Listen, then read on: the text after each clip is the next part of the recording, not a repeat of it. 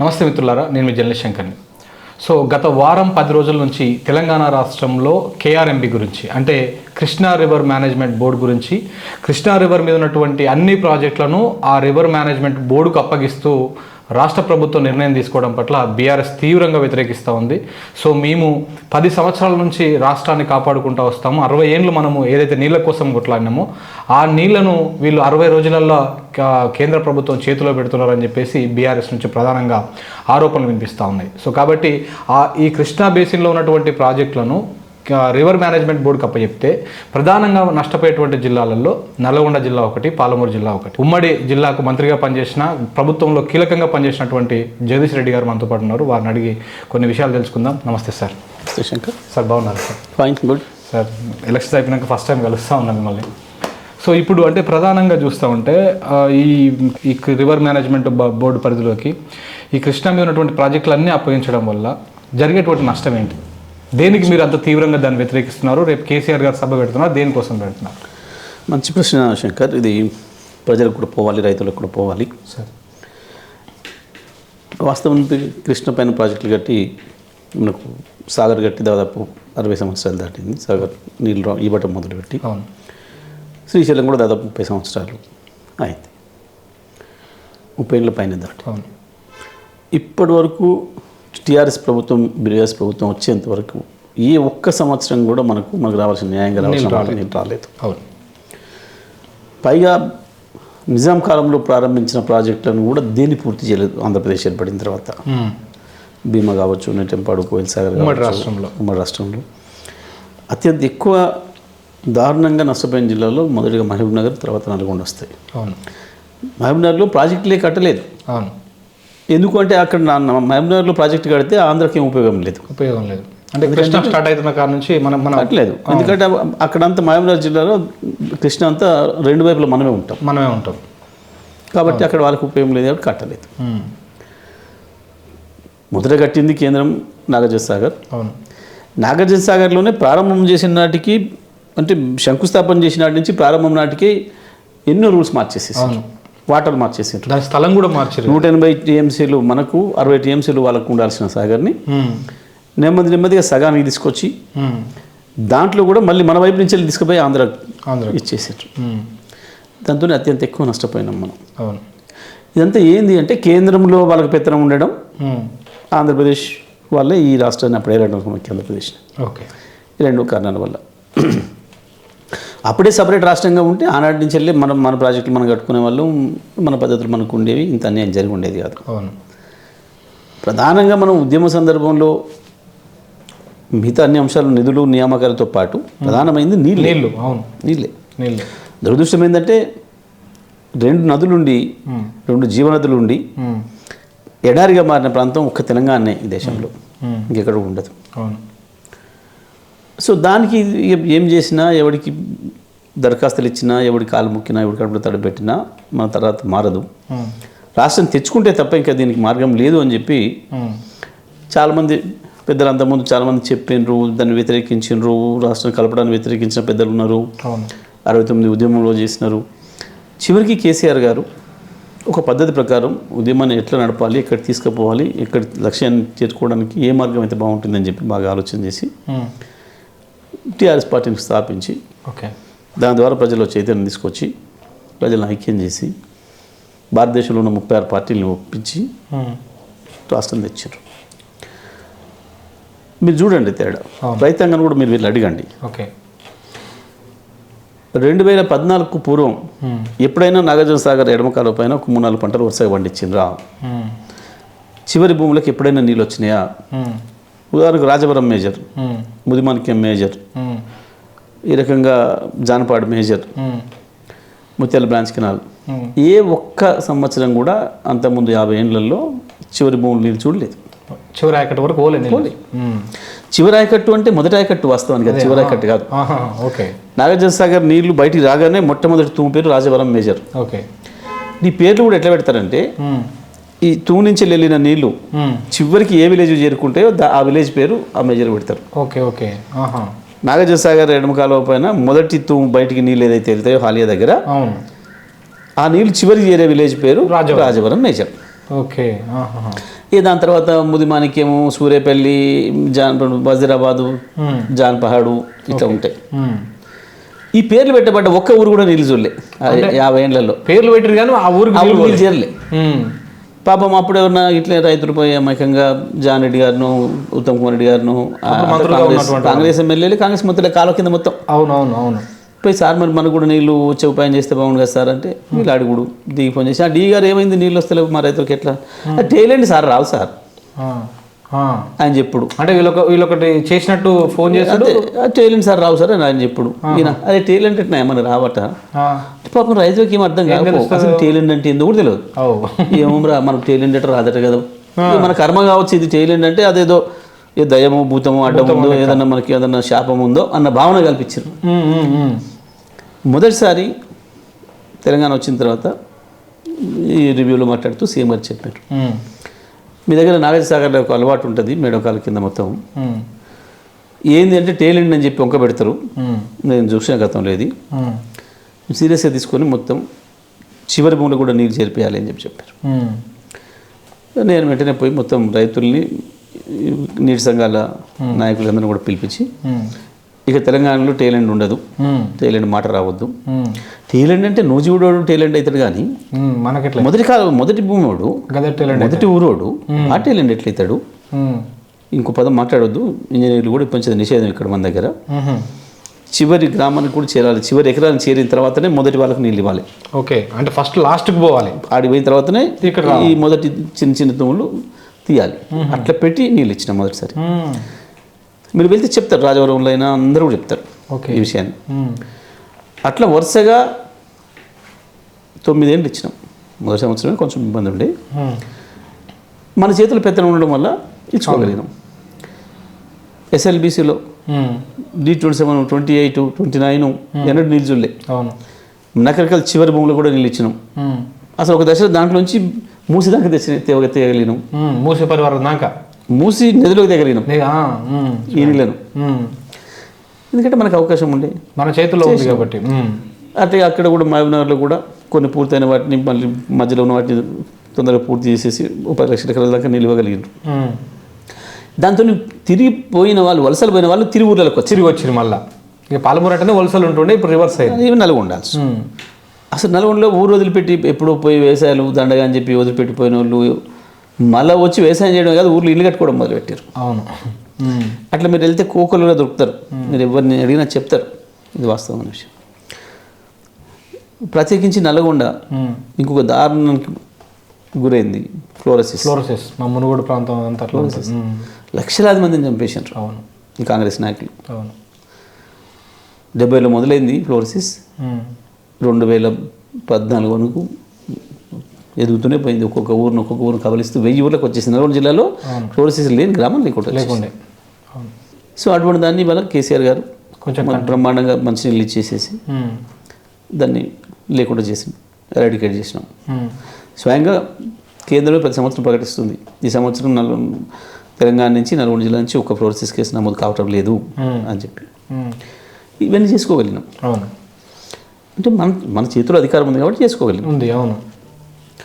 అయితే దీని మీద ఈ KRMB అనేది ఇవాళ ప్రజలకు తెలియాలి. అవును, కృష్ణా రివర్ మేనేజ్మెంట్ బోర్డు ఇక్కడ, GRMB Godavari river management board అక్కడ అని 2 బోర్డులను ఏర్పాటు చేసింది కేంద్రంలో ఉన్న కాంగ్రెస్ పార్టీ. అప్పుడు విభజన చేసిన కాంగ్రెస్ పార్టీ ఆ జయరాం రమేష్ అనబడేటోడే ఇదంతా తయారు చేసాడు. చేస్తూ ఆ సంవత్సరం టెంపరీగా అక్కడ ప్రాజెక్టులను దృష్టిలో పెట్టుకొని, అక్కడ నిర్మించబడ్డ ప్రాజెక్టులు ఇప్పుడు వాడుతున్న నీటి అవసరాలను దృష్టిలో పెట్టుకొని, ఇక ప్రాజెక్టులు అంటే ఆబ్వియస్లీ వాళ్ళే కట్టారు. దుర్మార్గంగా చంద్రబాబు నాయుడు, రాజశేఖర రెడ్డి ఇద్దరు పోటీపడి కట్టారు. రాష్ట్ర ప్రభుత్వ నిధులతో, అంటే మన నిధులతో ఆడగట్టిండ్రు. అవును. ఇది వీళ్ళు వాస్తవానికి ఎప్పుడు కూడా ఒక నదీ జలాల్ని ఆ నది యొక్క క్యాచ్మెంట్ ఏరియాను బట్టి బేసిన్ పెట్టి వాళ్ళు నీళ్ళు వాళ్ళకి కేటాయించాలి. వాళ్ళకి మాత్రమే హక్కులు ఉంటాయి, ఏ ప్రాంతంలో ఎంత పారుతుంది, ఎంత ఇవ్వాలి నీళ్ళు వాళ్ళని. దాన్ని కాదని ప్రాజెక్టులు ఇక్కడ ఉన్నాయి అని చెప్పి టెంపరీగా ఒక సంవత్సరం కొరకు 512 ఏమో ఆంధ్ర వాడుకోమని చెప్పండి, 512 ఆంధ్రని వాడుకోమని 299 తెలంగాణ వాడుకోమని చెప్పి ఈ కేఆర్ఎంబికి అప్పచెప్తూ కేఆర్ఎంబి అనే ఒక బోర్డుని ఏర్పాటు చేసి వీళ్ళిద్దరి మధ్యన ఏదైనా డిస్ప్యూట్ వస్తే ఈ బోర్డు మేనేజ్మెంట్ చేస్తుంది ఇంకా అసలు తీరని సమస్యలు ఉంటే జలశక్తి మంత్రి ఆధ్వర్యంలో అపెక్స్ కౌన్సిల్ ఉంటుంది జలశక్తి మంత్రి 2 రాష్ట్రాల ముఖ్యమంత్రులు అని చెప్పి ఏర్పాటు చేశారు వీళ్ళు. ఓకే. ఈ 299 512 కేసీఆర్ చేపట్టి వచ్చినాయని ఏదైతే వీళ్ళు మాట్లాడుతున్నారో ఇది శుద్ధబద్ధం. దీన్ని ఏర్పాటు చేసింది యూపీఏ గవర్నమెంట్, కాంగ్రెస్. అది 1 సంవత్సరానికి. ఆ తర్వాత దాన్ని వెంటనే ఏం చేయాలంటే గవర్నమెంట్ ఏర్పడంగానే ఒక ట్రిబ్యునల్ని అపాయింట్ చేసి ఆ ట్రిబ్యునల్కి అప్పచెప్పాలి. కేంద్ర బాధ్యత. వెంటనే ఈ నీళ్ళ వాట తేల్చండి, 1 సంవత్సరం లోపల తేల్చండి అని చెప్పి ఇవ్వాలి. తర్వాత 14లో వచ్చిన ప్రభుత్వాలలో అక్కడ చంద్రబాబు నాయుడు గారి ప్రభుత్వం వచ్చింది, ఇక్కడ మనం వచ్చినాం. చంద్రబాబు నాయుడు గారి ప్రభుత్వం బీజేపీతో టైప్ అయింది. కేవలం తెలంగాణకు అన్యాయం చేయడం కొరకే చేసింది చంద్రబాబు. అవి వారం తిరగక ముందే భద్రాచలం సంబంధించిన 7 మండలాలు ఖమ్మం జిల్లాలో, దాంట్లో ఎందుకు ఆ మండలాలు వాస్తవానికి అక్కడ ఏం లేదు, దుమ్ము తప్ప. ఆ 7 మండలాల పరిధిలో సీలేరు పవర్ ప్రాజెక్ట్ ఉంది, దాన్ని కొట్టేయడానికి చంద్రబాబు నాయుడు కుట్ర చేసి తీసుకుపోయాడు. కేంద్రం ఆయన చేతిలో ఉంది, ఆర్డినెన్స్ తెచ్చుకొని అప్పటికప్పుడు. ఇక్కడ కూడా ట్రిబ్యునల్ వేయకుండా కుట్ర చేశారు. కృష్ణ మీద నీళ్ళ పంపిణీకి ట్రిబ్యునల్ వేయాలి, ట్రిబ్యునల్ వేయలే. ఈ వాళ్ళిద్దరు ఒకటే. పైన పక్కన ఉన్న ఏపీలో ఉన్న చంద్రబాబు, పైన ఉన్న మోడీ వాళ్ళు నీళ్లు పంచేస్తే కదా ఇక మన హక్కులు ఫైనల్ అంటే ఆపలేరు. పంచకపోతే ఏదో ఒకటి కిరికిరి పెట్టి నడిపించుకోవచ్చు. పంచకుండా ఈ కేఆర్ఎంబి చేతిలోకి తీసుకురావాలి ప్రాజెక్టులు అనేది వాళ్ళ ప్లాన్. అంటే అది 2014 నుంచి కుట్ర ఉందన్నమాట. 14 నుంచి చంద్రబాబు నాయుడు మొదలు పెట్టాడు. ఈ కేఆర్ఎంబి పరిధిలోకి తీసుకొస్తే ఇక మనం అనుకున్నట్టు తాగుతుంది. కేంద్రంలో కాంగ్రెస్ వచ్చినా బీజేపీ వచ్చినా కేసీఆర్ వాళ్ళతో కలవడు, ఇండిపెండెంట్గా ఉంటాడు. కాబట్టి మనం ఎట్లా మేనేజ్ చేసుకోవచ్చు అని చెప్పి వాళ్ళు దాన్ని అక్కడనే ఉంచడానికి ప్రయత్నం చేశారు. అయితే అదే సందర్భంలో వాళ్ళు ఇచ్చింది ఏంటంటే నాగార్జున సాగర్ మెయింటెనెన్స్ అంతానేమో తెలంగాణ చేయాలి, తెలంగాణ కంట్రోల్లో ఉంటుంది, శ్రీశైలం ఆంధ్ర కంట్రోల్ ఉంటుంది, ఒక మన వైపు ఉన్న పవర్ హౌస్ మన కంట్రోల్లో ఉంటుంది, దానికి పవర్ జనరేట్ చేసుకుంటే మనం కాబట్టి మనకి ఇంకా నీళ్ళు వచ్చేది లేదు కాబట్టి ఈ పవర్ హౌస్ మా కంట్రోల్లో ఉంటుంది, ఏ రాష్ట్రం ఆ రాష్ట్రం కంట్రోల్లో ఉంటుంది, మ్యూచువల్ అండర్స్టాండింగ్ ఇది అని చెప్పి కాదు దాంట్లోనే పెట్టారు, చట్టంలోనే ఉంది. అయినా చంద్రబాబు నాయుడు మధ్యలో ఒకసారి మొన్న జగన్ చేసినట్టుగా దాన్ని ఆక్రమించే ప్రయత్నం చేసి నాగార్జునసాగర్ చేసి ఆయన పలగాలని కొంత తోలేండు. మనం చాలా సీరియస్గా తీసుకొని కేసీఆర్ గారు పోలీసులు పంపి మనం 2,000-3,000 మంది పోలీసులు పంపేసేసి నెమ్మది వాళ్ళు వెనక్కి నెట్టేసేసేసి మళ్ళీ ఆక్యుపై చేసేసుకున్నాం. అప్పటి నుంచి మన కంట్రోల్ ఉంది. అది మళ్ళీ ప్రయత్నం చేయలే వాళ్ళు. ఇది జరిగింది ఇట్లా. ఈ ట్రిబ్యునల్ అపాయింట్ చేయలే కేంద్రం. ఎన్నిసార్లు అడిగారు అంటే నీటి పంపకాలు కాలే అట్లనే ఉంచారు, స్టాండ్ స్టిల్ ఉంచారు.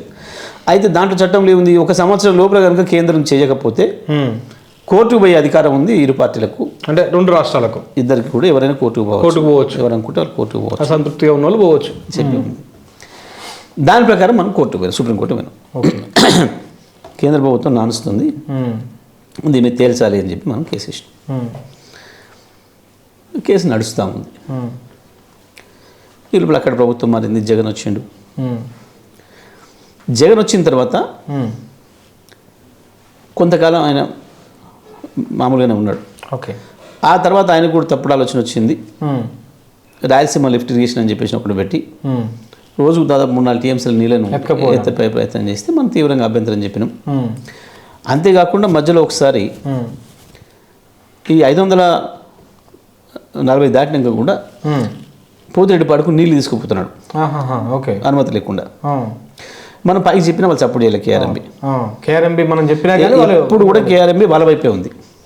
ఫస్ట్ నుంచి బోర్డు అనేది వాళ్ళ వైపే, ఎందుకంటే మళ్ళీ జగన్ కూడా మోడీతో అయిపోయింది కదా. అవును, ఇండైరెక్ట్గా. కాబట్టి మనం చూసి పవర్ హౌస్ మన చేతులు ఉంది కాబట్టి మొత్తం లేపడేసిన ఫుల్ పవర్ జనరేట్ చేసుకునేది మనకి ఇబ్బంది. ఎందుకంటే కిందికి వస్తే నాగార్జునసాగర్కి వస్తే మనకు లాభం కదా. అదే వాళ్ళకు కూడా పోయేది ఉన్నా మనకు ఉపయోగం అవుతుంది. అంతే. ఆ శ్రీశైలంలో నీళ్ళు ఉండడం మనకు ఉపయోగం లేదు అని చెప్పి మొత్తం తీసి పడేసి మనం ఫుల్ స్థాయిలో 2-3 సార్లు దీని మీద ఇష్యూ కూడా అయింది. కేసీఆర్ గారు వెంటనే ఆర్డర్ ఇచ్చారు, ఫుల్ స్కేల్ చేసి పడేయండి అని. మంచిగా దొరుకుతుంది పోతుంది కృష్ణ. అప్పుడు లాభోదీపం అని చెప్పి కేఆర్ఎంబి ఫిర్యాదు అయింది, కేంద్ర మంత్రికి ఫిర్యాదు అయ్యారు. బంద్ చేయమని చెప్పండి, అటు బంద్ చేస్తే మేము బంద్ చేస్తాం. మీరు మీరు అనుకున్న దానికంటే ఎక్కువ మీరు ఎత్తుకుంటే మన పని మనం అంతే. చేస్తాం. మీరు అనుమతి ఇచ్చారా? ఇస్తే ఎట్లా ఇచ్చారు? ఎటు నీళ్ళు రిలీజ్ చేయాలన్నా ఇద్దరు కూర్చోబెట్టి ఇవ్వాలి. ఎట్లా ఇచ్చారు మీరు అనుమతి? మరి మీరు ఏనప్పుడు ఎగనెస్ట్ పోతున్నప్పుడు ఆపాలి, మీ బాధ్యత. ఆపాలి. వాళ్ళు ఆపితే నేను ఆపితే, లేకపోతే లేదు అని చెప్పినప్పుడు మళ్ళీ అప్పుడు ఆపారు. అంటే ఏంది, మన కాడ మనం అధికారం ఉంది, మనకు హక్కు ఉంది కాబట్టి మనం అవి లేపే అవకాశం మన చేతులు ఉంది కాబట్టి చేయగలిగినాం, ఇట్లా భయపెట్టగలిగినాం, మన హక్కులు కాపాడుకున్నాం. ఇప్పుడు అయితే అది ఒక దశలో అపెక్స్ కమిటీలో వాళ్ళు ఏం చేసిండ్రు, మీరు సుప్రీంకోర్టులో కేసు ఉంది కదా, కేసు విత్డ్రా చేసుకోండి, ట్రిబ్యునల్ ఏమని మీరు విత్డ్రా చేసుకోండి, మేము వెంటనే ట్రిబ్యునల్ అపాయింట్ చేస్తాం. ఓకే, మీరు కోర్టు ఆర్డర్ ఇచ్చినప్పుడు మేము చేస్తే మాకు గలీజ్ ఉంటుంది, బాగుండదు, ప్రభుత్వంగా మాకు చెడ్డ పేరు ఉంటుంది, విత్డ్రా చేసుకోండి అని చెప్పి కమిటీలో అయితే మినిట్స్లో రికార్డ్ చేయించి విత్డ్రా చేయించారు. ఓకే సార్, మీరు రిక్వెస్ట్ చేసినట్టుగా ఉండాలి, ఈ మినిట్స్లో రాస్తే నేను చేస్తాను అని చెప్పి రాసి చేసాం. ఆ జాగ్రత్త కూడా తీసుకున్నాను. చాలా కేసీఆర్ గారు చాలా అంటే చాలా జాగ్రత్తగా ఉంటారు ప్రతి విషయంలో. అంతకుముందు ఆఫీసర్లను పంపిస్తే భయపెట్టించుడు వాళ్ళు, కేంద్రం ఇవన్నీ చేస్తా ఉంటే ఆఫీసర్లను పెట్టుడు కాదు, నేనే వస్తా అని చెప్పి సారే జనరల్గా అటెండ్ అవుతుండే. సార్ పోలేని ఓన్లీ అధికారుల సమావేశాలు అయితే పిలిచి రివ్యూ చేసేసి మీరు ఈ పద్ధతిలో మాట్లాడాలి, ఇంతవరకు తప్ప మీరు దాటొద్దు అని చెప్పి ప్రభుత్వ నిర్ణయం ఇది చెప్పి పంపించేవాళ్ళు. ఒక దశలో షెకావత్ భయపెట్టించండి కేసీఆర్ని కూడా. ఏమని? మిమ్మల్ని అడిగేది ఏంది అసలు, మేము మాకు అన్ని అధికారాలు ఉన్నాయి, అన్ని అధికారాలు మాకున్నాయి, ఇంపోజ్ చేసేస్తాం మేము, కాబట్టి మీ గవర్నమెంట్ రద్దు చేయగల శక్తి ఉంది మాకు అని మాట్లాడాను. చాలా కూల్గా, ఓకే సార్ మీకు అన్ని పవర్స్ ఉన్నాయి, లేనిదేముంది, చేయండి, నేను కూడా పోతా జనం కాడికి, మీరు ఇక్కడ తెలుసుకోండి, నేను జనం కాడిని తెలుసుకుంటా పోయి అని చెప్పి అధికారులు ఉపయోగించుకొని ప్రజలు నమ్ముకుంటా నేను అని చెప్పేసి సీరియస్గా వచ్చింది. వాళ్ళు బాగా చేసి మరి దాని మీద మాట్లాడలేదు. ఆ తర్వాత మళ్ళీ సుప్రీంకోర్టుకి పోతున్నాం అని చెప్పినాక ట్రిబ్యునల్ అపాయింట్ చేశారు మొన్న లేటెస్ట్గా, మొన్న నెల క్రితం చేశారు. చేసుకున్నాక కూడా ఏడాది దాకా సతాయించారు. మళ్ళీ పోతున్నా నేను మినిట్స్ తీసుకొని మాట తప్పుతున్నారు మీరు అది చెప్పినాక కోర్టు ముందట ఎంబరాస్మెంట్ ఉంటుందని చెప్పి అపాయింట్ చేశారు. ఓకే, అపాయింట్ చేస్తున్నప్పుడు మనం ఏం చెప్పినామంటే దానికి ఒక కాల వ్యవధి పెట్టండి, లేకపోతే ట్రిబ్యునల్ అనేది 10 ఏళ్ళు 20 ఏళ్ళు 30 ఏళ్ళు ఉంటుంది. బ్రిజేష్ కుమార్ ట్రిబ్యునల్ ఎన్ని సంవత్సరాలు నడిచింది. అదే అందుకని దీనికి కూడా మనం కాల పరిమితి పెట్టండి దానికి అని చెప్పి కొట్టాడు. ఇదే సందర్భంలో ఎన్నికలు వచ్చినాయి మనకి. ఒకసారి ఎన్నికలు డిక్లేర్ అయిన తర్వాత సీఎం గారికి అధికారాలు ఉండవు, అధికారులను పిలిచేదానికి లేదు, మనం చూసినాం కదా. ఆయన ఎన్నికలు అయిపోయిన తర్వాత కూడా పాపం డీజీపీ పోయి కలిసిండి, ఆయన కాబోయే ముఖ్యమంత్రి. సో కాబట్టి పిలవడానికి లేదు. ఆ టైం చూసుకొని ఆంధ్రప్రదేశ్ బలగాలు వచ్చేసి మధ్యదానికి అక్కడికి సీఎం గారు ఫోన్లో మాట్లాడి డీజీపీని కోపాడి, ఏం పని చేస్తున్నారు మీరు, అక్కడ జరుగుతుంది అది చూస్తలేరా అని చెప్పి సీఎస్ను అని చెప్పి ఫోన్లో చెప్పారు సీరియస్గా. కానీ అప్పటికే ఎన్నికలు అయినాయి. ఎన్నికలు అయిపోయి రిజల్ట్ వచ్చి కాంగ్రెస్ గెలిచినాక ఆ రాత్రి కేంద్ర బలగాలు వచ్చేసి మొత్తం ఆక్యుపై చేసుకున్నారు. అంటే అప్పటిదాకా ఏపీ పోలీసులు ఉండే, ఇప్పుడు కేంద్ర బలగాలు, ఏపీ పోలీసులు సగం అనుకుంటే ఇటు తెలంగాణ ఉండే, దాన్ని ఇద్దరు తీసేసి ఇప్పుడు కేంద్ర బలగాలు ఆక్యుపై చేసుకున్నారు. అంటే సెంట్రల్ గవర్నమెంట్ చేతిలోకి వెళ్ళిపోయింది. న్యాయంగా మన గవర్నమెంట్ రాగానే వెంటనే తీసేసుకోవాలి మళ్ళీ. నో నథింగ్ డూయింగ్, చట్టం ప్రకారం మేమే ఉన్నాం, మా చేతుల్లోనే ఉండాలి, మీరు వెళ్ళిపోండి అని చెప్పి పంపాలి. అవును, వీళ్ళకి సోయి లేదు, దాని మీద సప్పు లేదు, అసలు నాగసాగర్ ఒకటి ఉందన్న ఇది కూడా లేదు. వీళ్ళ ఆలోచనలన్నీ వేరే దాని మీద ఉన్నాయి. ఏడ ఒక అభివృద్ధి కార్యక్రమం మీద లేదు, మన హక్కులు ఎందుకు లేదు, దేని మీద సోయి లేదు. ఓకే, అయిపోయింది. ఈ మళ్ళీ కేఆర్ఎంబి సమావేశం వచ్చింది. ఓకే, సమావేశం వచ్చినప్పుడు కనీసం ముఖ్యమంత్రి పిలిచి రివ్యూ పెట్టలే, జలమంత్రిత్వ శాఖ అయినా పిలిచి రివ్యూ పెట్టలే, ఇరిగేషన్ మినిస్టర్ పిలిచి రివ్యూ పెట్టలే. ఆఫీసర్లను చాలా కూల్గా పంపించేసేసి కేంద్రంతో మనకేం పేచి వద్దు, కేంద్రంతో మనం మంచిగా ఉండాలని నిర్ణయం తీసుకున్నాం. అంటే మీరు ఒప్పుకొని రారని చెప్పారు. వీళ్ళు పోయారు, సింపుల్గా సంతకాలు పెట్టేసి వచ్చారు. అంటే మీరు ఒప్పుకోరు రారనంటే అంతే, బోర్డుకు మేము అప్పగిస్తున్నట్టు అంతే అయిపోయింది. వాళ్ళు మినిట్స్లో రాసి పని మొదలు పెట్టేసారు. అది మనకు తెలిసి మన హరీష్ రావు గారికి ఇంతకుముందు ఇరిగేషన్ కాబట్టి వారికి అవగాహన ఉంది, పూర్తిగా వారు ఒక స్టేట్మెంట్ ఇచ్చారు. ఇది అన్యాయం, కేఆర్ఎంబీకి అప్పగించడం అనేది మొత్తం మన హక్కులు తీసుకుపోయి వాళ్ళ చేతులు పెడితే దెబ్బతింటాం మనం. మీరు చెప్పినట్టు సార్ ఇప్పుడు ఎట్లా దెబ్బతింటాము అనే దానికి అదే ప్రాజెక్టుల మెయింటెనెన్స్ మొత్తం కేంద్ర చేతిలో పోతుంది. పహరా వాళ్ళ సిఆర్పిఎఫ్ బలగాలు, ఓకే. అధికారులు కూడా మొత్తం వాళ్ళు చిత్రపోతారు. వాళ్ళ ఉత్తర్వులు మాత్రమే అధికారులు పాటిస్తారు. అవును. దానికి మళ్ళీ మనం సంవత్సరానికి 200 కోట్లు ఎంత మనమే డబ్బులు కట్టాలి. మనం వేయాలి. మనం 200 కోట్లు, పక్క రాష్ట్రం 200 కోట్లు. ఎప్పుడు నీళ్ళు వదలాలనేది వాళ్ళ నిర్ణయం, ఎప్పుడు కరెంట్ ఉత్పత్తి చేయాలనేది వాళ్ళది నిర్ణయం.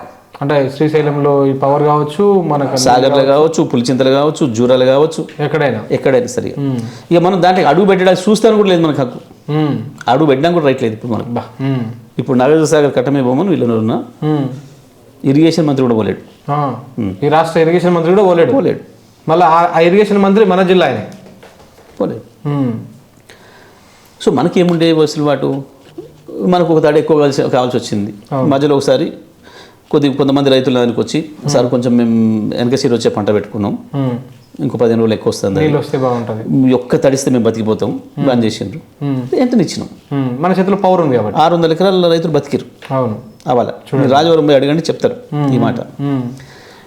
మధ్యన మనకు ఇబ్బందులు వచ్చినప్పుడు ఖమ్మం మంచినీళ్ళు ఇచ్చేది ఉంది కాబట్టి మంచినీళ్ళకి ఫస్ట్ ప్రయారిటీ ఉంటుంది. అవును, ఖమ్మం మంచినీళ్ళు ఇవ్వాలని చెప్పేసి ఒత్తిడి పెట్టి బోర్డు మీద పోత నీళ్ళు వదిలితే రైతులు బతికిరు. అవును, పొలాలు బయటపడ్డాయి.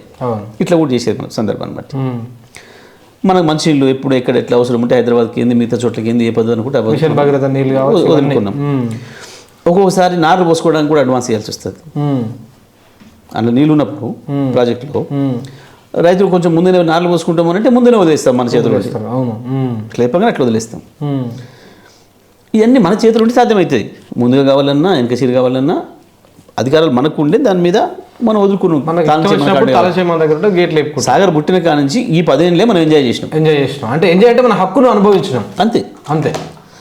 సో అంతకుముందు ఏం పరిస్థితి ఉండే, చంద్రబాబు నాయుడు పీరియడ్లో వరుస 7 సంవత్సరాలు వచ్చిన నీళ్ళు వచ్చినట్టే ఆంధ్ర తీసుకుపోయారు. గేట్ లేపి ఎడమ కాలువకి ఎండబెట్టారు. ఎడమ కాలువ కింద బావులు తీసారు కదా అంటే రైతాంగం ప్రోక్లైన్లు జేసీబీలు పెట్టి బావులు రాత్రి 2 రోజులల్లా 30 ఫీట్ 40 ఫీట్లు 50 ఫీట్ల బావులు తీసేది. కేసీఆర్ గారు పాదయాత్ర చేసింది అప్పుడే కోదాడ నుంచి ఆలియా. ఆ సారి ఏమైందంటే నీళ్ళు వస్తాయని చెప్పి కొంచెం వర్షాలు పడ్డాయని చెప్పి 1,50,000 ఎకరాలు నాటు పెట్టుకున్నారు రైతులు. చివరి తాడైతే బతికేటట్టున్నారు, ఇస్తలేరు వాళ్ళు. పాపం ఇంత 1,50,000 పెట్టుబడి పోయేటట్టుంది. ఆ టైంలో వచ్చి అందరు మన వాళ్ళు చెప్తే సార్ చెల్లిపోదాంప మనం అని చెప్పి కోదాడ నుంచి హాలియా పాదయాత్ర చేసిండ్రు. ఒక్క తడి నీళ్ళు ఇస్తే బతికిపోతున్న రైతులు ఇస్తావా అయ్యవా అని చెప్పి ఇచ్చి హాలియాలో సభ పెట్టేసేసి ముగింపు చేసి, చంద్రబాబు నాయుడు నువ్వు రేపటిలోపు నీళ్ళు ఇస్తేనేమన్నా, లేదంటే 1,00,000 మందితో వచ్చి నేను కట్ట మీకు వస్తా అని చెప్పి 3 గంటలలో నీళ్ళు ఇచ్చిండు. సార్ ఆంచి బయలుదేరి మేము హైదరాబాద్ రాకముందే నీళ్ళు ఇచ్చిండు. అప్పుడు వరుసగా వాళ్ళ చేతుల పెత్తనం ఉంది కాబట్టి నీళ్ళు వచ్చినట్టు తీసుకున్నారు. వాస్తవానికి ఏంది, ఎడవ కాలంలో అసలే ఎత్తు మీద పెట్టింది. అవును, కుడి కాలం కిందికి పెట్టింది. వాస్తవానికి మనకు హెడ్ గెయిన్ అయింది దానికి నీళ్ళు ఆపాలి. ఎన్ని నీళ్ళు ఇచ్చినా సమాన వాటి తీసుకోవాలి కాబట్టి. అవును, అట్లా ఆపకూడదు. మీకు ఎక్కడే నీళ్ళు ఆడందో అందుబాటులో అని చెప్పడానికి నీకు అందుతలేదు చూడు అంటారు. వచ్చినట్టు లేదు. ఇంకోటి, అసలు ప్రకాశం బ్యారేజ్కి నీళ్ళు ఇవ్వడానికి ఎప్పుడు కూడా మనం గేట్ లేపకూడదు, దానికి రైట్ లేదు. ఎడమ కుడి కాలువలకి ఇవ్వాలి అంతే. కానీ ప్రకాశం బ్యారేజ్ కొరకు కింద గేట్ లేపేసేసి నీళ్ళు పంపేది. అప్పుడు అటువంటి అన్నీ ఆగిపోయినాయి. మనం పూర్తి స్థాయిలో మనం నీళ్ళు ఇచ్చుకోగలిగినాం, వాడుకోగలిగినాం. ఇప్పుడు వీళ్ళు చేసిన పని వల్ల, కేఆర్ఎంపీకి అప్పగించడం వల్ల వాళ్ళ ఎట్టి పరిస్థితులలో ఆడ చంద్రబాబు వచ్చినా జగన్ వచ్చినా వాళ్ళకు అనుకూలంగా అయిపోయి ఉంటుంది. కాబట్టి నీళ్ళు వాళ్ళ ఇష్టం వచ్చిన పద్ధతులు వాళ్ళకి వాడతారు. మనం విద్యుత్ కూడా అద్భుతంగా చేసిన, చరిత్రలో ఎప్పుడు లేనంత విద్యుత్తును ఉత్పత్తి చేసినాం ఈ 7-8 ఏళ్లలో. అవసరం అనుకున్నప్పుడు ఇంకా రివర్స్ పంపింగ్ ద్వారా కూడా చేసినాం. అంటే నీళ్ళు కిందికి వస్తాయి, మళ్ళీ దాన్ని అట్లా కరెంటు డిమాండ్ తక్కువ ఉన్నప్పుడు మధ్యరాత్రి కింది నుంచి నీళ్ళని పైకి వస్తాం. పీక్ అవర్స్ అంటే సాయంత్రం 6 నుంచి వెళ్ళి రాత్రి 10 వరకు, పొద్దున 5 నుంచి 9 వరకు పీక్ అవర్స్ అంటాం విద్యుత్ విషయం. డిమాండ్ ఎక్కువ ఉంటుంది ఈ టైంలో, లేస్తుంటుంది గ్రాఫ్. ఈ టైంలోనేమో కిందికి వదిలి పవర్ ఉత్పత్తి చేస్తాం. ఎందుకంటే ఈ టైంలో ఒక్కొక్కసారి 15-20 రూపాయలు ఉంటుంది యూనిట్ ధర మార్కెట్లో. ఇటువంటి టైంలో మనం ఫ్రీగా ఉత్పత్తి చేసుకుంటాం. నీళ్ళు కింద ఆగుతాయి, టైల్ ఆగుతాయి. మళ్ళీ మధ్యరాత్రి కాగానే 10-11 దాటంగానే అవన్నీ మళ్ళీ వెనక కోసుకుంటాం. అప్పుడు చీప్ అవుతుంది, మళ్ళీ పవర్ ₹1-2 కూడా దొరుకుతుంది ఆ టైంలో. ఓకే, మళ్ళీ మనం దీన్ని పవర్ కొనుక్కుంటాం. అంటే మనం ఏం చేస్తాం, తక్కువ రేట్ ఉన్నప్పుడు కొనుక్కొని రివర్స్ పంపింగ్ చేస్తాం, ఎక్కువ రేట్ ఉన్నప్పుడు దాన్ని ఉత్పత్తి తెలివి ఉండాలి కదా బేసికలీ. అసలు మెయింటెనెన్స్ అంటే ఏంటంటే అట్లా ఉండాలి. ఇక్కడ ఎట్లా ఇచ్చినాం మేమంటే గట్టి ఇవ్వలేము.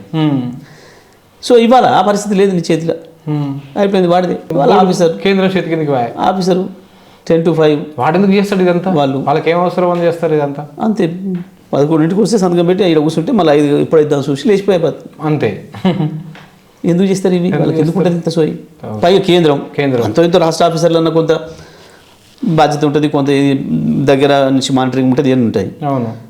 కేంద్రంలో ఎంత దుర్మార్గంగా ఉంటుందంటే రాష్ట్రం ఏర్పడ్డది మనకు, కొత్త రాష్ట్రానికి వెంటనే IAS అధికారులను కేటాయించాలి కేంద్రం. ఓకే. 9 నెలలు పట్టింది ఆ ఫైల్ మీద సంతకం పెట్టడానికి ప్రధానమంత్రి. తెల్లవరించి నడవాలి కదా ఇల్లు. ఉన్న కొద్ది మంది ఆఫీసర్లతోని ఒక్కొక్కరికి 5, 6, 7, 8 శాఖలు ఇచ్చి నడిపోయింది సీఎం గారు. ఆగొద్దు పరిపాలన వాళ్ళకు 9 నెలలు పట్టింది ఆయన సంతకం పెట్టడానికి. కేసీఆర్ గారు ఉత్తరం రాసి రాసి రాసి నెలకోటి రాస్తే ఒత్తిడి పెడితే అది. ఇప్పుడు ఇదే చూసుకుందాం, నీటి వాటాల పంపకం 10 ఏళ్ళు దాటింది కదా. అందులో ప్రధానమంత్రి కూర్చొని పెద్ద రివ్యూ చేసేది లేదు, దానికి గంట సమయం కాదు కదా, 5 నిమిషాల సమయం కూడా అక్కర్లేదు, 6 నిమిషం సమయం కూడా అవసరం లేదు, సెకండ్లే 5, 6, 7 సెకండ్లు పడద్దు ఆయన సంతకం పెట్టడానికి. ఒక ట్రిబ్యునల్కి సిఫార్సు చేస్తే అంతే, ఇంత పని అంతా అధికారులు చేసి పెడతారు, గిన్నె వేస్తున్నాం అని చెప్తారు, సంతకం పెట్టాలి అంతే. జలశక్తి మంత్రి 10 ఏళ్ళు పట్టింది. మరి ఇలా మనకు దూపు అవుతుంది, నాకు అర్జెంటుగా మంచినీళ్ళు ఏమంటే ఎప్పుడు రావాలి? ఆ మంచినీళ్ళు రావు, మనం సస్తాం, దినం అయితే దినం అయిపోయిందని కూడా రావు వాళ్ళ చేతిలో ఉంటే. ఆయట వచ్చింది, నీళ్ళు ఉన్నాయి, కొంచెం అడ్వాన్స్ పెట్టుకుందాం అని రైతులు అనుకుంటే ఆయట మొప్పన నీళ్ళు ఇవ్వాలి ముందుగా. అవును, ఇస్తారా? వాడు ఎవడు అడగాలి, ఎవరిని ఇవ్వాలి, వాడు ఎప్పుడు నిర్ణయం చేయాలి? మన చేతిలో అధికారం ఉంది కాబట్టి మనం ఇచ్చుకున్నాం. ఇప్పుడు వెనక సీర ఒకసారి కొంతమంది రైతులు జర పంట ఎక్కువ వస్తుందనో ఇంకో పద్ధతిలో 15 రోజులు ఆలస్యంగా వచ్చే దిగుబడి వచ్చే పంటలు పెడతాడు. అవును.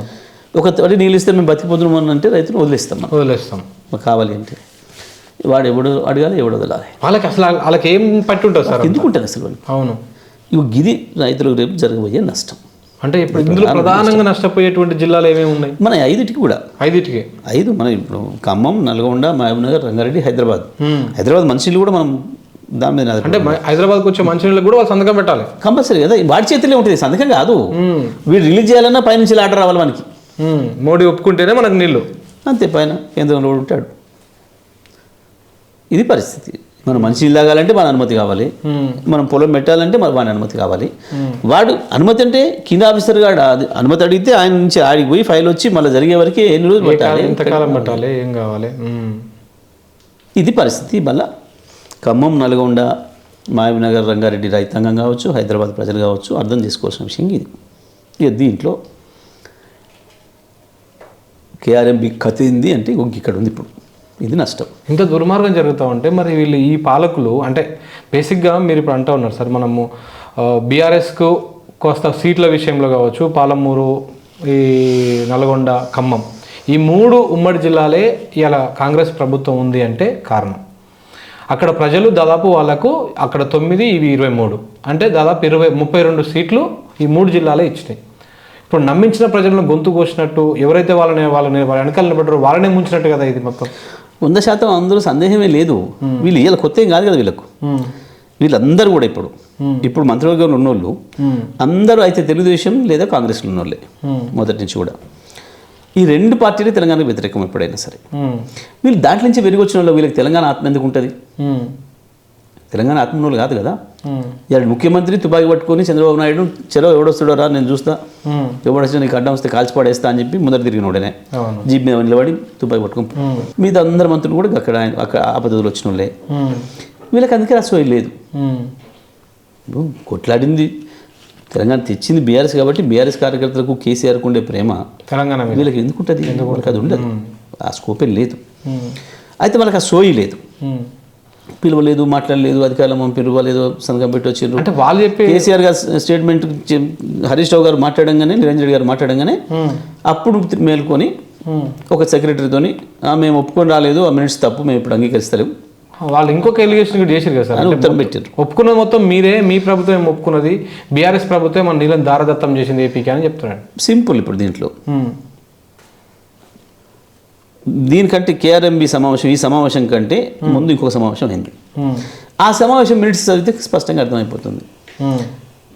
ఆంధ్రప్రదేశ్ ఒప్పుకుంది, జీవో ఇచ్చింది, కేఆర్ఎంబికి మొత్తం ఇచ్చేస్తూ. ఓకే.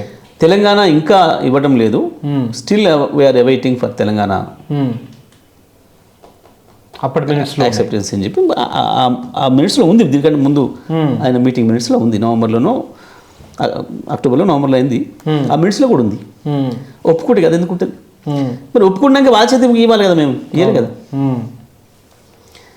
తప్పించుకోవడానికి అబద్ధాలు మాట్లాడి మన మీద పడేస్తామని ఏదో పిచ్చి మాట్లాడుతారు, తెలివి తక్కువ మాటలు మాట్లాడుతారు. ఒక తప్పును కప్పించుకోవడం కొరకు ఇంకా అబద్ధాలు ఆడినట్టు ఒక అబద్ధాన్ని దాచిపెట్టుకోవడం కొరకు పిచ్చి ప్రయత్నాలు చేస్తూ ఉంటారు. ఒప్పుకోవడం అంటే మన చేతికి ఇచ్చేయాలి కదా. అవును. మరి వాటి చేతి లేదుగా, మన చేతిలో ఉంది కదా. మేము ఉన్న రోజులు ఎన్నికల నోటిఫికేషన్ వచ్చిందాక మన చేతిలో ఉంది కదా. అవును. 299, 512 కేసీఆర్ ఒప్పుకుండా ఎగురుతారు. అవును. అది మనం ఒప్పుకునే శక్తి లేదు మనకు అప్పుడు. ఇంకా మన రాష్ట్రం కాలే, కేసీఆర్ ఎక్కడ ఉన్నాడు? అవును. మీ యూపీఏ నుంచి కదా చేసింది అది. అవును. యూపీఏ ప్రభుత్వం చేసిన ఏర్పాటు, కాంగ్రెస్ పార్టీ ప్రభుత్వం చేసిన ఏర్పాటు అది. అది మీ పాపమే, మీ జయరాం రమేష్ చేసే పాపమే. అవాళ మీకు సోయలేదు, వాళ్ళు అడిగితే మీరు అడగాలి. వాస్తవానికి మీరు పార్టీలో ఉన్నారు కాబట్టి, ప్రభుత్వంలో ఉన్నారు కాబట్టి. అవును. ఆయన జానారెడ్డి ఉన్నాడు, ఉత్తమ్ కుమార్ రెడ్డి ఉన్నాడు, జైపాల్ రెడ్డి ఉన్నాడు, వీళ్ళంతా ఉన్నారు. అవును. మొత్తం మీరు కదా మాట్లాడాల్సింది. మాకు లోపలికి వచ్చే రోల్ ఎక్కడిది? మేము కొట్లాడిన వాళ్ళు ఉద్యమకారులమైనది.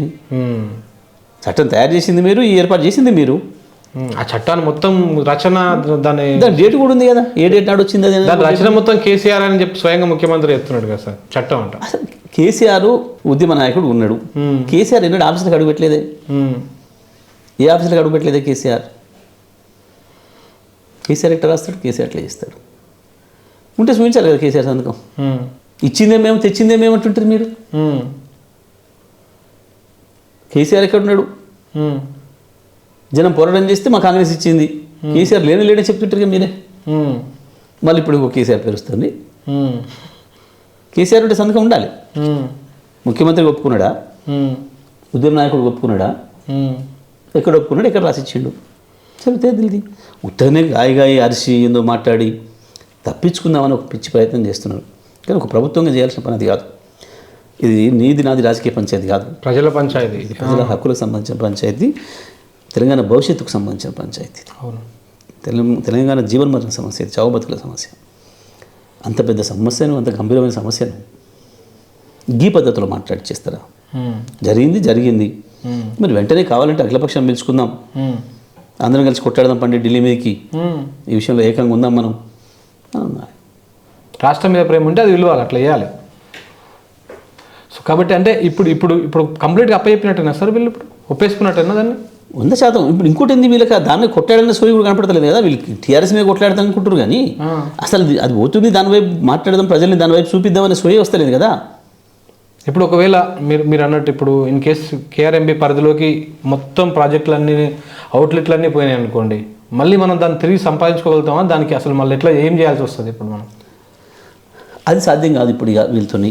అయితే కొట్లాడి ప్రజలు పెద్ద ఎత్తున రాష్ట్రం అంతా ఒక్కటై బొబ్బ పెడితే పైన కిందనక అప్పుడు ఏమైనా కేంద్రం దిగొచ్చి ఎప్పుడో మళ్ళీ స్టాండ్ స్టిల్ చేయాలి, పాత పరిస్థితిని చేయాల్సి వస్తుంది. కానీ వీళ్ళకి అది లేదు. వీళ్ళు ప్రభుత్వంగా కొట్లాడట్లేరు, ప్రజలతో కలిసి కొట్లాడట్లేరు, రెండు లేవు వీళ్ళకి. అంటే ఇప్పుడు ఏం ఆశించి వీళ్ళు దీన్ని కేంద్రాన్ని చేతిలో పెడతా ఉన్నారు? దేనికోసం? బహుశా మనం అనుకోవడం ముందు మేము కూడా అధికారులకు వీళ్ళు డైరెక్షన్ ఇవ్వకపోవడం వల్ల ఏమైనా జరిగిందా అనుకున్నాం లోపం. కానీ ఇప్పుడు చూస్తుంటే స్పష్టంగా ఏదో మోడీతో లోపాయికారి ఒప్పందంలో భాగంగానే అప్పచెప్పిండ్రు అనేది మనకు కనిపిస్తుంది ఇప్పుడు స్పష్టంగా. ఎందుకంటే వీళ్ళకి తెలియదు జరిగిందైతే అధికారుల మీద చర్య తీసుకుంటారు, మేము చెప్పకుండానే ఎందుకు మీరు సంఘం పెట్టి వచ్చిండ్రు అని దాని మీద పోరాటం మొదలు పెడతారు సీరియస్గా. మేము మాట్లాడినందుకు కేంద్రానికి ఒక ఉత్తరం రాసి పడేసేసారు, ఒక అధికారితో రాయించారు.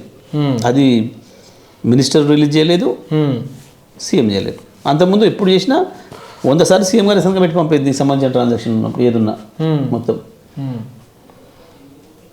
ఎప్పుడు కూడా కేసీఆర్ గారు పెట్టేది, కేసీఆర్ గారు పంపేది లెటర్లు. ఓకే. ఇప్పుడు ఇంతవరకు దాని మీద వీళ్ళిద్దరు లేదు. మా ఏజెన్సీ పెట్టి వచ్చిండు, మా సెక్రటరీతో రాయిస్తున్నాం అని మాట్లాడతారు. లేదు మేము కొట్లాడుతున్నాం, పోనిస్తలేం అనే మాట వస్తుంది ఎక్కడైనా? అవును.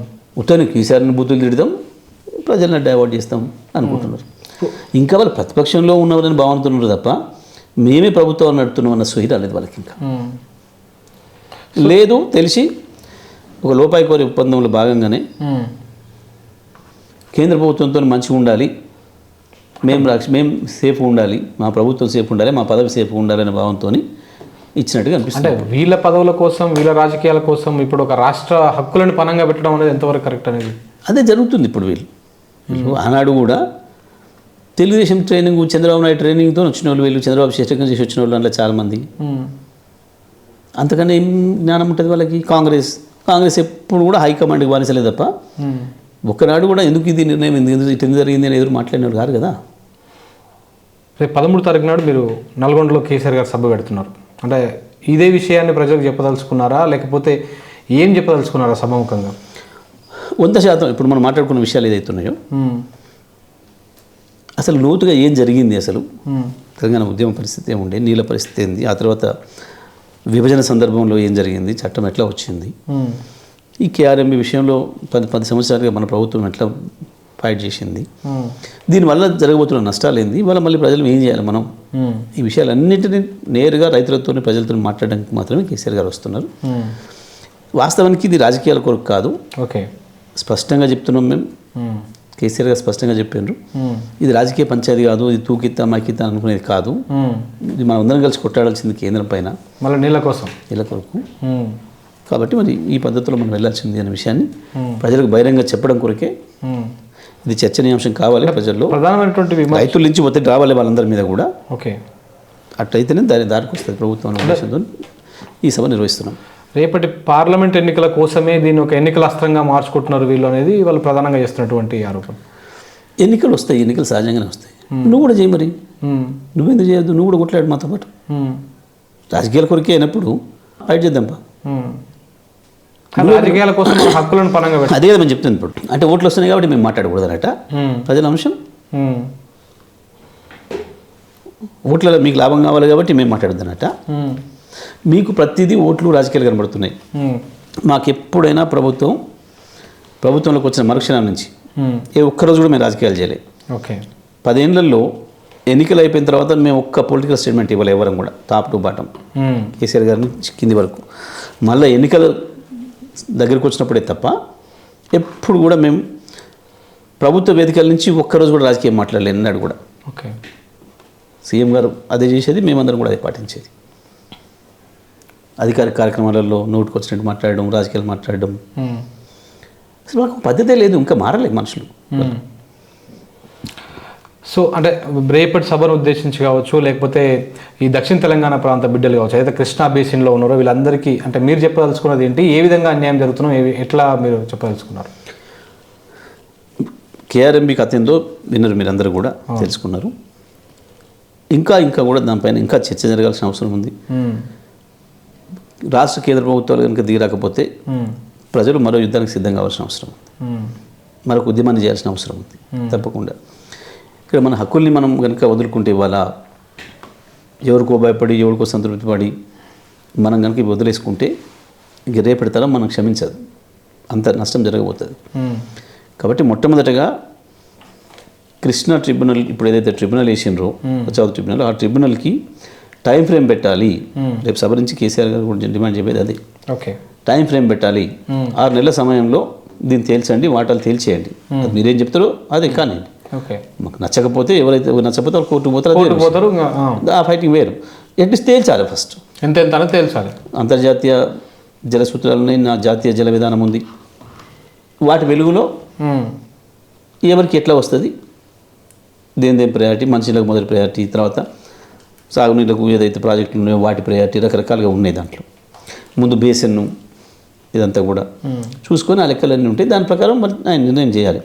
దానికి 6 నెలల సమయం చాలు. 6 నెలల సమయంలో చేయమని చెప్పి కేంద్రం ఉత్తర్వులు ఇవ్వాలి. ఓకే, ఆ పంపిణీ జరిగిన తర్వాత అప్పుడు నిర్వహణ ఏందనేది అప్పుడు ఆలోచించుకోవచ్చు. ఓకే, ఒకసారి పంపిణీ జరిగిన తర్వాత అవును, ఈ నిర్వహణ ఎవరు జరిగినా పెద్ద ఇబ్బంది లేదు. నాకు అవసరం ఉంది అని చెప్పినప్పుడు తెల్లారి వాళ్ళు ఇవ్వాలి. మాకు ఈ టైంలో అవసరం ఉందన్నప్పుడు అటు అడిగితే అంత ఇవ్వాలి. మొత్తానికి ఆ సీజన్లో ఆ సంవత్సరంలో ఎవరికి ఎంత ఇవ్వాలనో ఆ పద్ధతి ప్రకారం ఇవ్వాల్సి వస్తుంది. అంతే. కానీ వాళ్ళ వాటాలే నిర్ణయం కాకుండా ఆ టెంపరీ ఏదైతే మాట్లాడినరో ఆ రోజు మీరు పెట్టినరో ఇంకా ఒక్క సంవత్సరం పెట్టింది 10 ఏళ్ళు కొనసాగిస్తూ బోర్డుకి అప్పచెప్తే బోర్డు ఏం చేయాలి? బోర్డుకి ఏం చేయాలి? అవును, బోర్డు మీరు ఏదైతే రూల్స్ మీరు ఏదైతే చేసిస్తారో ఫైనల్ చేసిస్తారో దాన్ని అమలు చేస్తుంది. ఓకే, నువ్వు 299 512 అట్లే పెట్టి బోర్డుకి ఇస్తే తెలంగాణకి ఎట్లా న్యాయం జరుగుతుంది? వాటికి తెలిస్తే కదా తెలంగాణ న్యాయం జరిగేది. ఓకే, ఇది మొత్తం మనం కృష్ణా బేసిక్ ప్రజలు అందరం కూడా మాట్లాడాల్సింది ఇది. ఇప్పుడు అన్నిటికంటే ముఖ్యమైన సమస్య ఇది. మనకు ఎన్నికల ఓట్ల కంటే కూడా ఇది ముఖ్యమైన సమస్య. ఇది మన అందరి జీవనం మన సమస్య కాబట్టి మరి ప్రజలందరూ కూడా పెద్ద ఎత్తున స్వచ్ఛందంగా తరలి రావాలి నల్లగొండ సభకి. కేసీఆర్ గారు ఏం చెప్తారు? ఉద్యమ నాయకుడిగా ఉద్యమకారుడిగా మొత్తం నీళ్ళపైన పూర్తి అవగాహన ఉన్న నాయకుడిగా తెలంగాణ హక్కుల కొరకు పోరాడగలిగిన ఏకైక నాయకుడిగా కేసీఆర్ గారు మాత్రమే దిక్కు తప్ప ఇంకొకరు కాదు. కాబట్టి అందరూ కూడా పెద్ద ఎత్తున తరలి రావాలి, ఎక్కడికక్కడ చర్చలు పెట్టాలి. ఏ పార్టీలు ఉన్న వాళ్ళందరూ కూడా దీనిపైన స్పందించాలి. ప్రతి ఒక్కరు కూడా రాజకీయాలకు అతీతంగా మీ జీవితాలకు సంబంధించి మీ బతుకుదెరువు సమస్యగా మీరు దీన్ని చూసి మాట్లాడాలని చెప్పి ఆలోచించాలని చెప్పి ఆ ఉద్యమానికి అందరూ కూడా సిద్ధం కావాలని చెప్పి 5 జిల్లాల రైతాంగానికి ప్రజానికానికి అందరూ కూడా నేను విజ్ఞప్తి చేస్తున్నాను. ఇది ఇట్లా ఉంటుంది సార్, అంటే ఇదంతా కేఆర్ఎంబీ ఇష్యూ, ఇదంతా ఒక 2 నిమిషాలు మనం పాలిటిక్స్ మాట్లాడేసి క్లోజ్ చేద్దాం. అంటే ఎక్కడ పోగొట్టుకున్నామో అక్కడే ఎత్తుకోవాలనేది ఒక సామెత ఉంటుంది. అంటే ఎక్కడైతే మీ పార్టీని ప్రజలు అక్కడ ఓడించారో అక్కడ నుంచే మీరు రాజకీయ జంగ్ సైరన్ ఊదుతున్నారని అనుకోవచ్చా ఇది దీంతో? కాదు శంకర్, ఇందులో రాజకీయాలకు సంబంధం లేదే మాత్రం. ఇది అనుకోకుండా వచ్చిన సమస్య. ఇప్పుడు వాళ్ళు ఇట్లా సంతకం పెట్టి వాళ్ళు అప్పనంగా అప్పచెప్తారు అని చెప్పి మేము కలగలేదు కదా. అసలు చెయ్యరు ఒక ప్రభుత్వంగా. వాస్తవానికి ఏం చేస్తారు? ఇటువంటి సమస్య వచ్చింది, జటిలమైన సమస్య, 10 ఏళ్ళ నుంచి నాంతుంది, కొత్తగా రాలి. నాంతున్నప్పుడు అధికారులను పిలిచి మరి గతంలో ఉన్న ముఖ్యమంత్రి గారు ఏం చేశారు, గతంలో ఉన్న రాష్ట్ర ప్రభుత్వం ఏం నిర్ణయం తీసుకుంది, ఎట్లా చేసింది, దాన్ని చూసేసి దాని ప్రకారమే చేసుకుంటూ పోతుంది. అవును, దానికంటే ఇంకా బెటర్ మార్గం ఉందా చూసుకొని చేసుకోవాలి. అంటే చూసుకోలే కనీసం.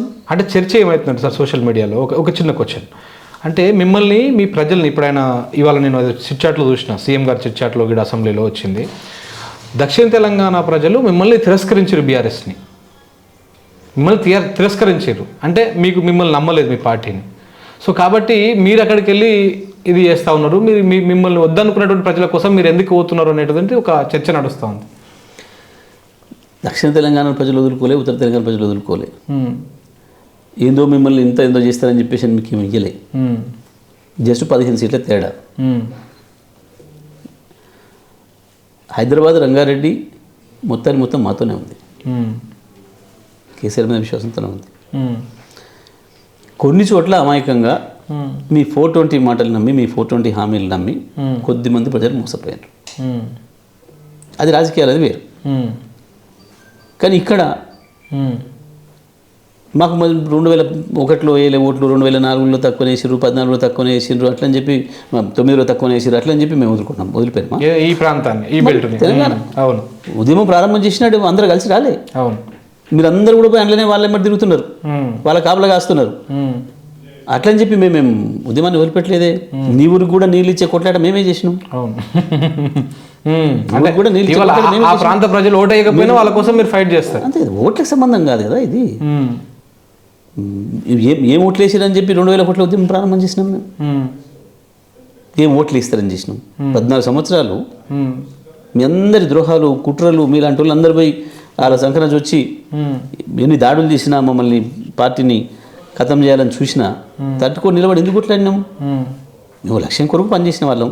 అంతే, మీరు తెచ్చిందని మీరు నాశనం చేస్తున్నారు, అది మేము మాట్లాడుతున్నాం. దాని మీద ఫైట్ చేస్తున్నారు. అంతే కదా. మళ్ళీ మేము తప్ప ఇంకోరు లేరు, ముందుకు వచ్చి కొట్టాడేటోళ్ళు ఎవరు లేరు వాళ్ళ. నువ్వు మీ పాత బాస్ చంద్రబాబు, మీ కొత్త భాషలు, తెలంగాణ అంటే ఇందో తెలియని మీ కొత్త భాషలు, ఇవాళ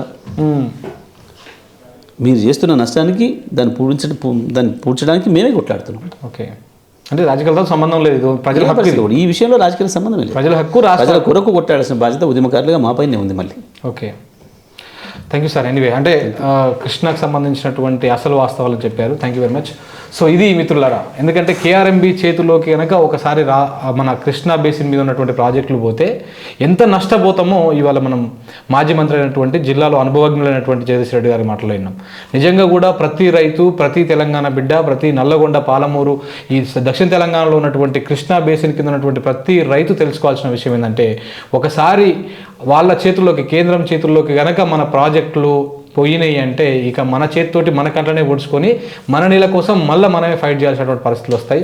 కాబట్టి ప్రభుత్వాన్ని నిలదీయాల్సినటువంటి అవసరం ఉందని చెప్పేసి వారు చెప్తా ఉన్నారు. ఇది వాళ్ళ special interview. Thank you very much.